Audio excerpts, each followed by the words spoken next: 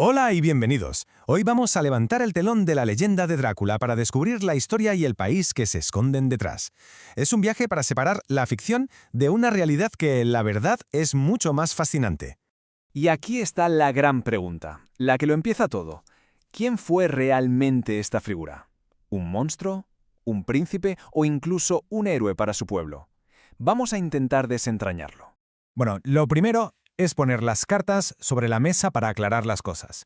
Por un lado, está el conde Drácula, el vampiro inmortal que todos conocemos por la novela de Bram Stoker, ¿verdad? Y por el otro, tenemos a Vlad III Draculea, un príncipe de Valaquia que fue muy, pero que muy real. Son dos identidades que la ficción y la historia han acabado entrelazando para siempre.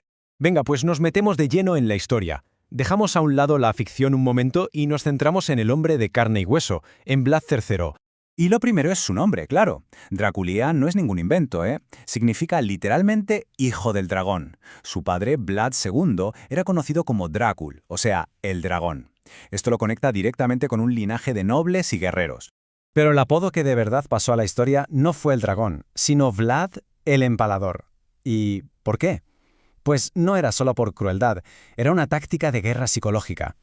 Pensemos que se enfrentaba al gigantesco ejército otomano, así que el empalamiento era su forma de sembrar el pánico y destrozar la moral del enemigo.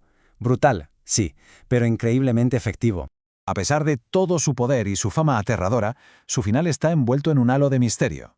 Sabemos que murió, pero la pregunta que lleva siglos intrigando a los historiadores es ¿dónde está su cuerpo?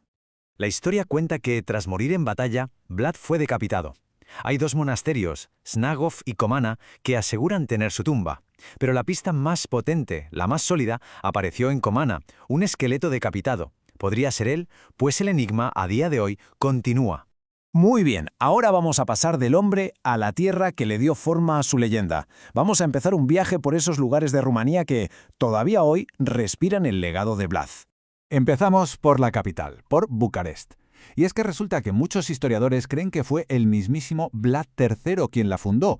De hecho, la primera corte real, la Curtea Veche, todavía se puede ver en el barrio de Lipscani. O sea que no solo fue un guerrero, sino también un constructor. Pero su vida no fue solo de poder y conquistas. Pasó 7 larguísimos años como prisionero en el impresionante castillo de Juniat, después de que el rey de Hungría lo traicionara y lo depusiera, un capítulo bastante oscuro pero clave para entender su biografía. El ingenio de la gente en la época de Vlad se puede ver por toda la región. En la ciudadela de Sighisoara, por ejemplo, está la escalera de los escolares. Es un pasadizo de madera, cubierto, que se construyó con una idea muy clara: que los niños pudieran subir a la escuela sin pasar frío en invierno. Una solución brillante que nos cuenta mucho sobre cómo era la vida entonces. La amenaza constante de invasiones en la época de Vlad obligaba a la gente a ser, pues, muy creativa. En aldeas sajonas como Viskri, las iglesias eran también fortalezas. Se construían con murallas para que toda la comunidad se pudiera refugiar allí si venía un ataque. La fe y la supervivencia, aquí, iban de la mano. Y si vamos a Brasov, nos encontramos con un monumento que impresiona: la Iglesia Negra. Esta maravilla gótica no siempre tuvo este color, ¿eh? Su nombre viene del aspecto que le dejó un incendio tremendo en 1689. Es como un testigo silencioso de la historia tan turbulenta de la región. Vale, hemos visto la historia real, el contexto.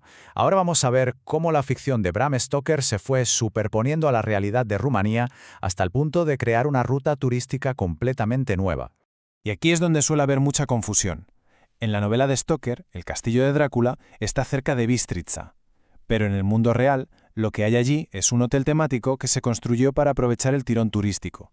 Es un ejemplo perfecto de cómo la ficción inspira y a veces transforma por completo la realidad.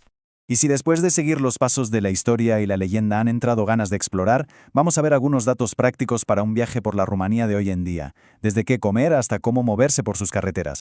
Empecemos por la comida. La ciorba es un pilar de la cocina rumana. Es, digamos, una categoría de sopas con un toque agrio que sientan de maravilla para entrar en calor. Una de las más famosas, y quizá para los más atrevidos, es la ciorba de burta, que es una sopa de callos.